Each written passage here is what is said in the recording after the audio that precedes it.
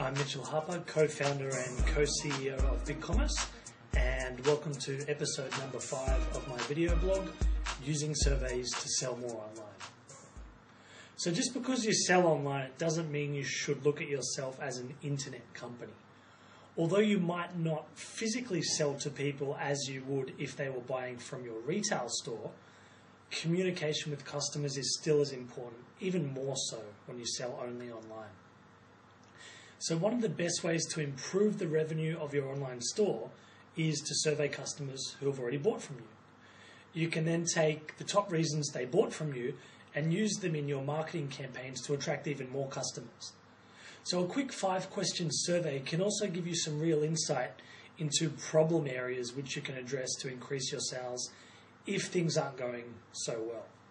It'll also convey to customers that you care enough to ask for their opinion, and they'll really appreciate that because they'll see you as a company full of people and not just, a nameless company or a big corporate, even if you are quite large. So how can you send or do a survey for customers? You can use web-based survey software.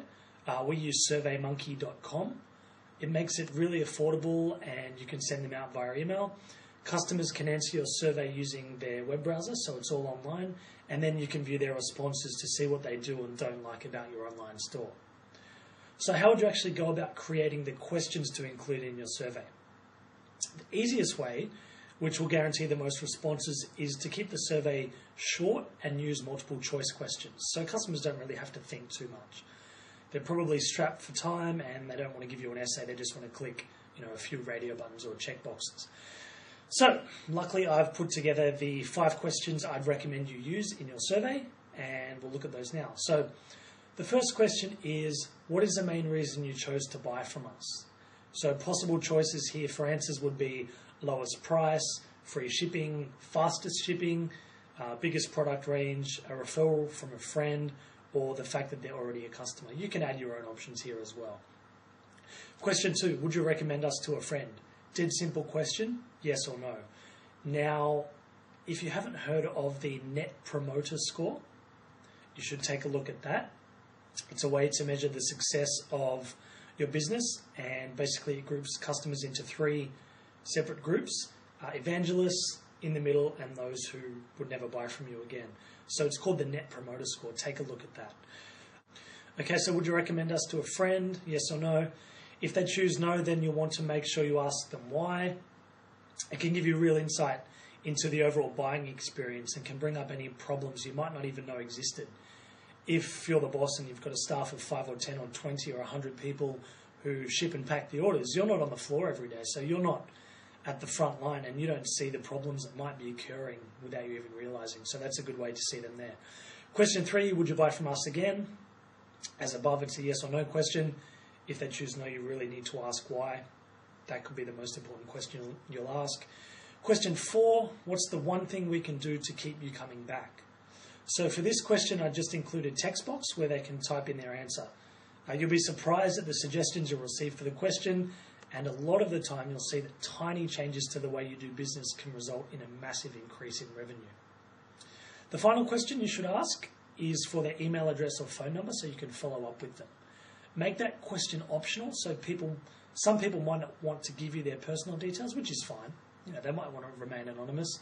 For those that do though, especially those who weren't happy, get them on the phone and talk to them. Apologize for the bad experience and sincerely ask how you can improve. I think it's the simplest way to turn an upset customer into a lifelong evangelist for your own online store. Now, I've personally done this many times in our different companies. I've had members of my staff do it all the time. When you sell in such large quantities as we do and you have a high number of customers, you're bound to get 1 or 2 every day or every week who aren't happy for whatever reason, good or bad. Get them on the phone. Be honest, apologize, and most times you can turn them around and they'll end up promoting your products or your brand to their friends and family. Surveys are one of the most powerful tools you can use to constantly improve your business. You should use them often and take action on the feedback you receive, whether it's good or not. If you get great feedback, then that's awesome. Make sure you use it on your website, in your marketing collateral and on your business cards, but get permission from customers to use their testimonials or their quotes. And finally, don't see bad feedback as a negative. See it as an opportunity to improve, and use quarterly surveys to track your progress. So every quarter, send the same survey out to customers, and you'll either be going up or down. So if you're not improving, really figure out why. And if you are improving, great. Then you've obviously taken their feedback, the bad feedback, you've acted on it, and you're making improvements. And you should see your revenue go up in line with those improvements as well. All right, that's all for this video. Thanks for watching, and I hope you learned something. Bye.